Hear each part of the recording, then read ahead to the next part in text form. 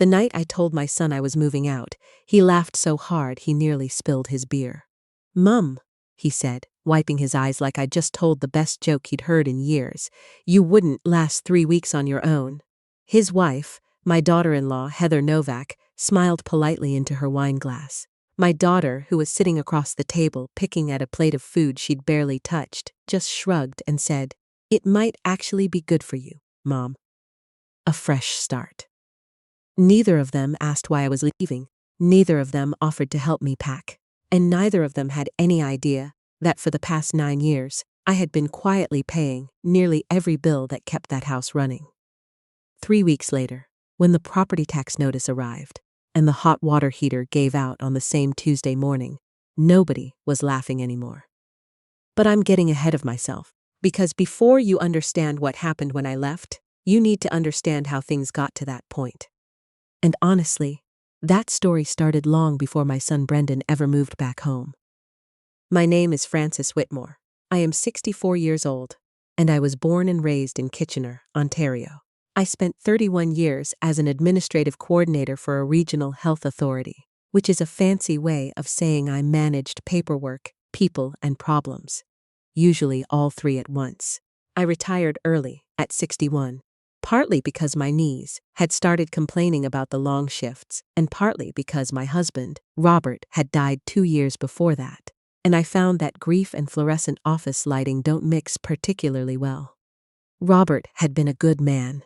Quiet, steady, the kind of person who remembered to put the snow tires on before the first freeze and never once forgot our anniversary.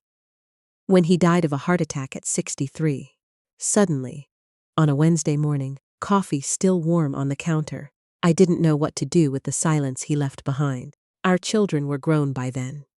Brendan was 37, already married to Heather, and working in residential construction in Hamilton. My daughter, Simone, was 33, living in a rented apartment in Guelph and working at a marketing firm. For a while after Robert passed, I managed on my own in the house we'd shared for 26 years. I kept busy. I volunteered at the library.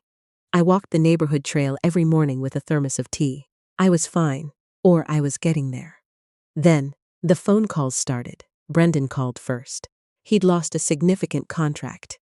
The housing market had shifted. His business partner had walked away, and suddenly the finances he'd assumed were stable turned out to be anything but. He and Heather had a daughter, Lily, who was 5 at the time, and another baby on the way. He didn't ask directly for money. Brendan never asks directly for anything. He just described the situation in enough detail that the silence at the end of the call felt like a question. I answered it. I told him I had the spare property. Robert and I had kept a small secondary suite attached to the garage, the kind of thing people in our neighborhood added for rental income or aging parents. And that he and Heather were welcome to move in while they found their footing. I said it as a temporary arrangement. We all understood it to be temporary. And then the years passed, the way years do, and temporary became indefinite, and indefinite became simply the way things were. At first, I didn't mind. Lily was a joy. The new baby, a boy they named Callum, arrived that spring, and there is something undeniably lovely about having small children nearby when you are grieving. They don't let you sit too long in the dark. They need breakfast and stories and someone to find the lost mittens, and that is its own kind of medicine. But the arrangement shifted slowly, the way the ground shifts. So gradually you don't notice the slope until you're already halfway down it. I remember one February morning, a proper Ontario winter morning with ice on the windshield and the kind of cold that gets into your coat lining, when Heather knocked on my door at 7:15. She was already dressed for work, keys in hand, expression apologetic but also slightly impatient. "Frances, I'm so sorry. Callum has a fever and daycare won't take him, and I have a client meeting I absolutely cannot miss. Would you be able to just—" Of course I could. I always could. I brought Callum's inside, made him toast, sat with him on the sofa under a blanket while he watched cartoons and dozed. I didn't mind, truly, but no one asked if I had plans. I did, as it happened, a lunch with my friend from the library, a dental appointment I'd rescheduled twice already. I canceled them both without mentioning it. That pattern repeated itself dozens of times over the following years. Heather's work schedule expanded. Brendan's business recovered somewhat, but then demanded more of his time, not less. Simone moved to Toronto for a promotion, then had a difficult breakup, then called me every Sunday for 2 hours to process her feelings. I was glad to be there for all of them. That part is true, but glad doesn't mean free. The financial piece crept in just as quietly. It started the winter the furnace on the main property gave out. The repair bill was significant and arrived in the same month as Brendan's truck needed new brakes. He mentioned it the way you mention weather, casually, as a fact of life, without quite asking for anything. I paid the furnace repair. He thanked me briefly and moved on. Then the property tax bill came. Robert and I had always split the management of household finances. He handled the taxes and major expenses. I handled the day-to-day.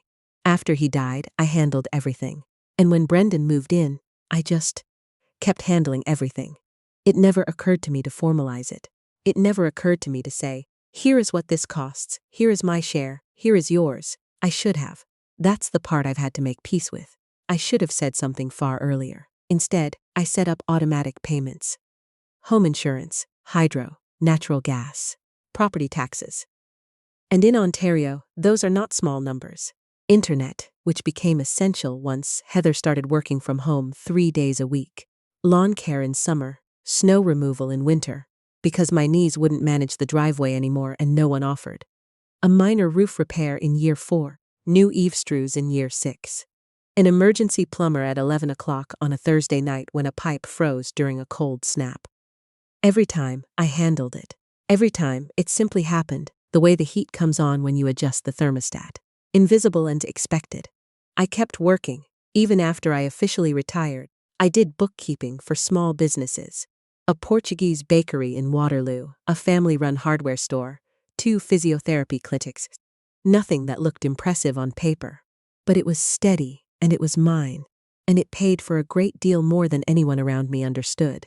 The moment I realized how invisible I truly was came on an afternoon in late October. I was out back raking leaves. Brendan's portion of the yard, I should note, because he'd mentioned that weekend being busy, when I overheard him talking to our next-door neighbor, a retired teacher named Dawn, over the fence. "Must be nice having your mom around," Dawn said. Brendan laughed. "It really is. She's got nothing but time now that she's done working. Nothing but time." I stopped raking. I stood very still and listened to the leaves move around my feet in the wind. He had no idea I'd been up until midnight the previous Tuesday finishing quarterly reconciliations for the hardware store.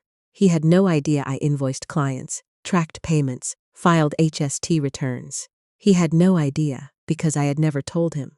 Partly because I didn't want to make him feel guilty.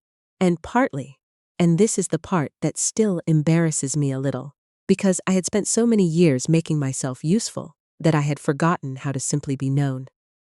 Simone was no different, though her version of not seeing me was softer, more affectionate. She called often. She said she loved me.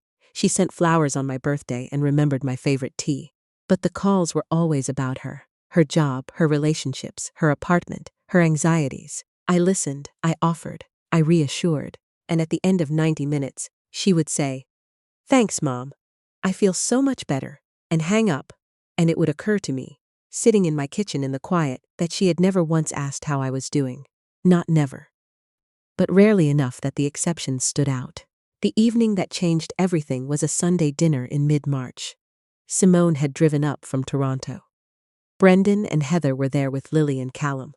We ate around the big table, the one Robert and I had bought at an auction 30 years ago. And for a while, it was genuinely lovely. Callum had just turned 7, and was at the age where he says hilarious things without meaning to. Lily, now 12, was starting to have opinions about everything. It felt like family, the real kind. Then Brendan started talking about the property. He'd been approached, he said, by a developer who was interested in the land. The neighborhood had changed. Properties were going for significant money. Nothing was decided, he said, but it was worth thinking about options. Heather nodded. The suite takes up a lot of space that could be used differently. I was sitting 3 feet away. The suite she was referring to was my home. Simone tilted her head thoughtfully. Mom, have you ever thought about one of those retirement communities? The newer ones are supposed to be really lovely, very social. She'd probably love the company, Heather said, not unkindly, which was almost worse. Brendan looked at me with the affectionate condescension that I had learned over the years to recognize. You wouldn't have to worry about anything. They handle everything for you. They handle everything for you. As if I were a problem requiring management. I smiled. I said nothing. I picked up my fork and finished my dinner while they continued discussing what to do with my home. And I remember thinking, with a clarity that surprised me in its sharpness, that if I disappeared from this table, the meal would continue without interruption. Later, washing up alone in the kitchen while everyone else moved into the living room, I stood at the window and looked at the yard Robert and I had planted together. The crabapple tree we'd put in the year Brendan was born. The perennial beds I'd been tending for 2 decades. I thought, what would happen if I stopped? Not someday. Soon. What would happen if I simply chose myself? I knew the answer before I finished the thought. I had known it for a while, actually. I'd just been waiting for the right moment to admit it. I found my apartment in April. It took me 3 weekends of quiet searching. I told no one before I found the right place. A 2-bedroom unit in a newer building in Cambridge, about 20 minutes from the family property. The second bedroom I planned to turn into an office. The kitchen had good light. There was a walking trail behind the building that wound along the Grand River. And the first time I stood at the window and watched the water moving past, I felt something loosen in my chest that I hadn't even realized was clenched.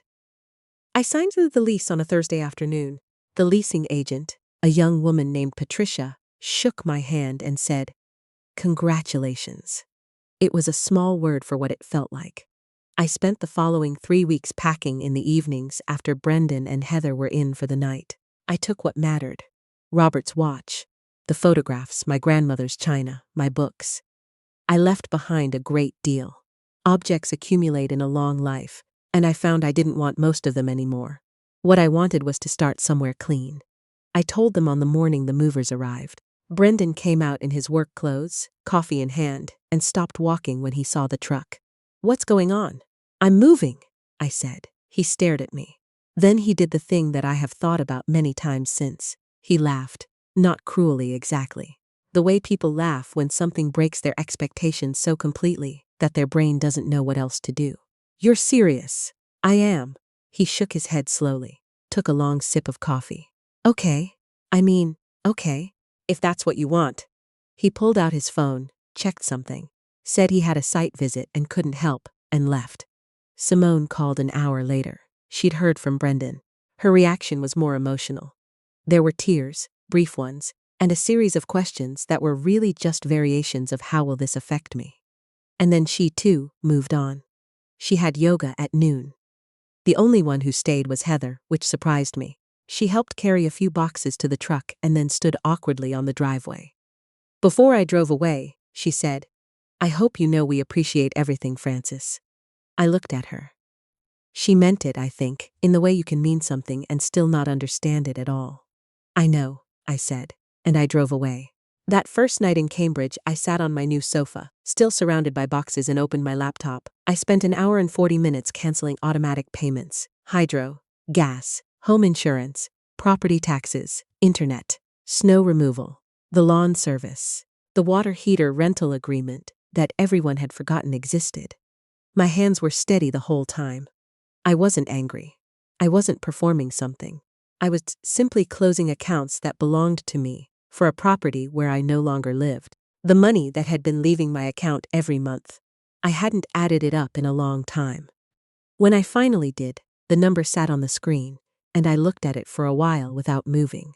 Then I closed the laptop and made myself a cup of tea, and sat by the window and listened to the quiet. For the first 10 days, nothing happened. The lights stayed on, the heat ran, the internet worked fine. No one noticed, because these things had always simply worked. That's the thing about invisible support. When it's present, it's invisible. When it disappears, there's a delay before the absence becomes visible too. The first crack appeared on day 11. The internet provider sent a notice that the account required updated payment information. Heather forwarded it to Brendan. Brendan assumed it was a technical error and set it aside. The second notice arrived 4 days later, this one from the insurance company. A premium was outstanding. Again, the account was in my name. Brendan called me. "Hey, Mum. I think there might be some crossed wires with the house insurance. Did you forget to update something before you moved?" The phrasing, "Did you forget?" As if I were the one who had made an administrative error. "I didn't forget anything," I said. A pause. "So what's going on?" "I canceled the policy. You'll need to arrange your own." Silence. Then, "Why would you do that?" "Because I moved out, Brendan." "But you've always handled that." There it was, spoken plainly without any awareness of how extraordinary it was. "You've always handled that." Not "thank you for handling it." Not "I didn't realize you were handling it." Just an assumption that the arrangement was permanent because it always had been. "I know," I said. "I won't be handling it anymore." He went quiet. I could hear him thinking, reorganizing. Okay, we can sort this. Can you just forward the account info so I can take it over?" I gave him what he needed, but something in my voice must have told him this was not the end of the conversation, because before he hung up, he said, "Is there something else?" "Yes," I said, "but not tonight." The property tax notice arrived the following week. That one he didn't call about. He drove over. He knocked on my apartment door on a Wednesday evening, carrying a manila envelope and an expression I hadn't seen on his face since he was a teenager and had broken the back window of our car with a baseball. He sat down in my kitchen and placed the envelope on the table between us. "The taxes," he said. "Yes. They're due in 2 installments, June and September." He looked at the numbers. I didn't realize they were this much." "They've gone up considerably in the last few years," I said. There was a significant reassessment. He rubbed his jaw. "And you've been paying these?" "Us?" "Yes. For how long?" I got up and went to my filing cabinet. I had organized everything before the move, in the evenings, quietly, while Callum watched television in the next room. And I came back with a folder. I set it in front of him. He opened it. I watched his face as he read. The way the color changed, slightly. The way his eyes moved more slowly as he turned each page. He went through the hydro records, the insurance history, the gas bills, the tax receipts, the plumbing invoice from the frozen pipe, the roof repair, the eave screws. All of it dated, itemized, documented in the way that years of bookkeeping had trained me to document things. He was quiet for a long time. Finally, he said, in a voice that didn't sound like his usual voice, "Mum, how long?" 9 years, I said. "Since the first winter you moved in." He closed the folder. He did not close it with anger or defensiveness. He closed it carefully, the way you close something that is fragile. "I thought the utilities were just part of the property costs. Something shared." "They were shared," I said. "I shared them with myself." He flinched. Not dramatically, just slightly. "Why didn't you say anything?" I had thought about how to answer this question because I knew it was coming. I had thought about it on my evening walks along the river. I had thought about it while making dinner, and while falling asleep, and while reading on Sunday mornings. Because every time I considered saying something, I said, "Sss." I told myself it would create conflict, that it would make you feel like a burden, that it would change things. I paused. I kept thinking it would get easier to bring up, and then years went by and it never did. Brendan looked at the table. "That wasn't your job to manage alone." "No," I agreed, "it wasn't." He drove home. He called Simone. And then, as I learned later, the two of them sat down with Heather at the kitchen table with my folder printed out between them, and they added up the numbers together. Simone called me the next morning. She had been crying. I could hear it in the texture of her voice, that particular hoarseness. "Mom," she said, "I've been sitting here for an hour, and I don't know what to say." "You don't have to say anything yet," I said. "How did we not know? You didn't ask." "I didn't tell. We were both responsible for that gap." She was quiet. "That's very generous of you." "It's just true." There was a long pause. "I've been thinking about all times I called you and talked for an hour and never once asked about your work, or what you were doing. Or," she stopped. "I knew you did bookkeeping. I didn't think about what that meant. I just assumed you had space in your life for everything we needed.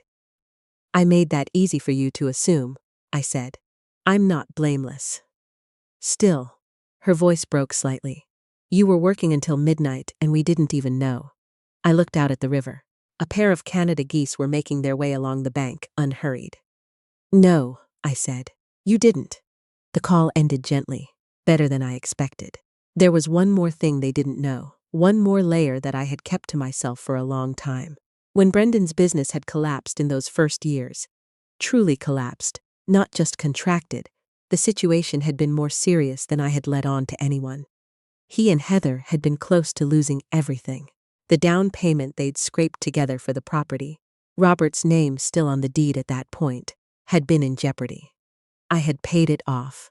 Not the whole thing at once. It was a series of transfers over 8 months, drawn from a savings account. Robert and I had kept separate. Money set aside from an inheritance his mother had left. Money that was meant, eventually, to fund my own retirement years with some cushion.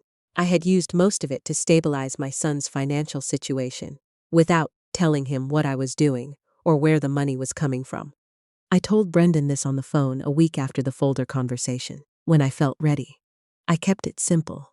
The facts, the amounts, the timeline. The silence on his end lasted so long that I thought the call had dropped. Mum, yes, that was your. He stopped. Started again. That was Dad's inheritance money. Some of it was, yes. Another long silence. Then, quietly, I had no idea you did that. I know you didn't. Does Simone know? No. He exhaled slowly. I've been telling myself all week that I didn't know, so I couldn't have done anything differently. But that's not quite right, is it?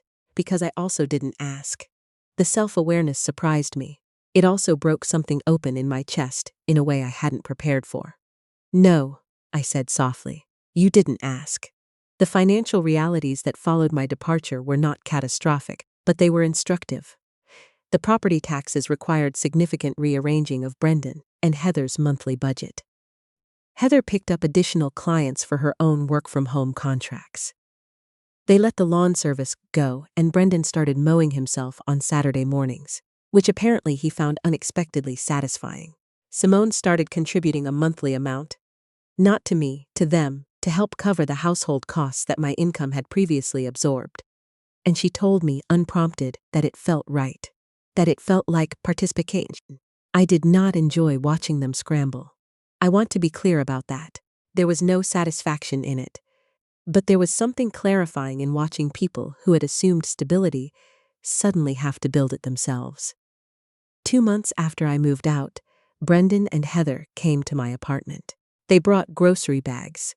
A lot of them, more than necessary, which I recognized as a form of apology language. Heather made dinner in my kitchen while Brendan and I sat at the table. He didn't start with a speech. Brendan is not a speech person. He just said, I've been trying to write down everything you did for us. I keep adding to the list and it keeps getting longer. You don't have to do that, I said. I think I do, he said. For myself. We talked for 3 hours. Not about money, about the years. About things I remembered, and things he remembered, and things we had each experienced differently, because we had never compared notes. At one point, Heather came in from the kitchen and sat down and said, I'm sorry, Francis, for the retirement community comment. That was thoughtless. And she said it plainly, without dressing it up, and I appreciated that more than an elaborate apology would have felt. Simone drove up the following weekend. She took me to lunch at a place near the river. She had looked it up in advance, remembered that I like French food, made a reservation, all things she wouldn't have thought to do a year before. Halfway through the meal, she said, I've started asking people how they're doing and actually listening for the answer. It felt awkward at first. It often does, I said. She smiled. It's getting less awkward. The dinner they held the following March, 1 year, roughly, from the Sunday meal that had changed everything, was Brendan's idea.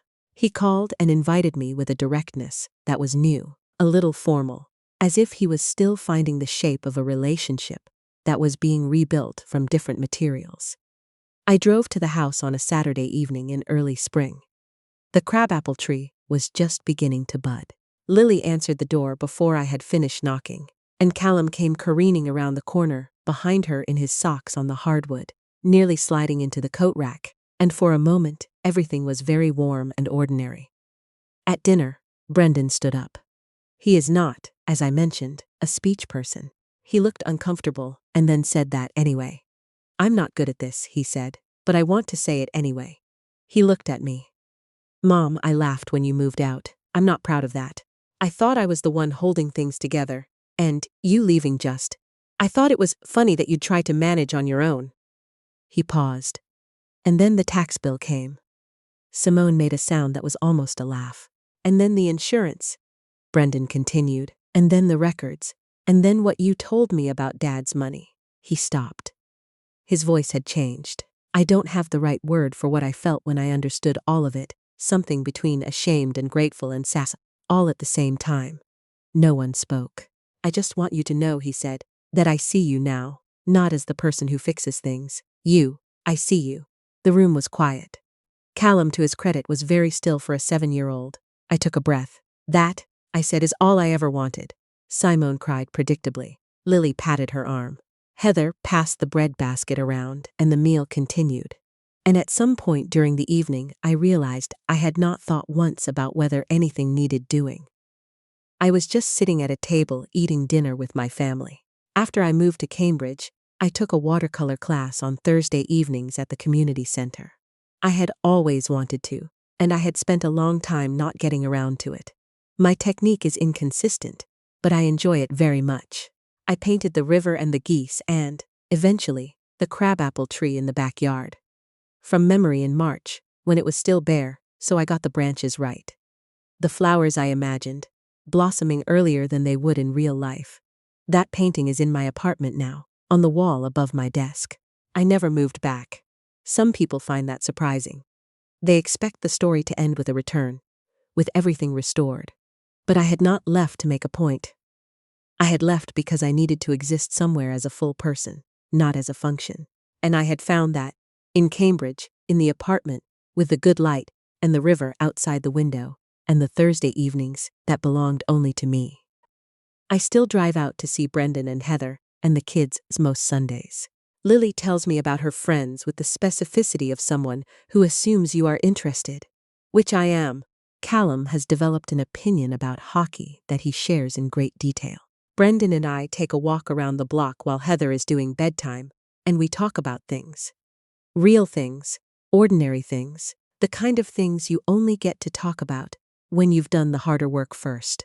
Simone calls every week. She still talks mostly about herself. That's not going to change entirely, and I have made my peace with it, but she asks, now before she starts. She says, "How are you, Mom?" And she waits for the answer. It is a small thing. It is not a small thing. Robert used to say that the most important conversations in a family are the ones no one gets around to having. He meant it in the gentle, rueful way he said most things, not as an accusation, just as an observation about the way life moves too fast, and people get comfortable and important things go unsaid until they can't be. He was right. He usually was. I spent 9 years carrying something alone that should have been shared, and I am accountable for some of that. For choosing silence when I should have spoken, for making invisibility so easy. But I have learned, in this chapter of my life, that it is never too late to be seen. Sometimes it just requires being willing to walk out the door first. And sometimes, when you do, the people who love you finally look up,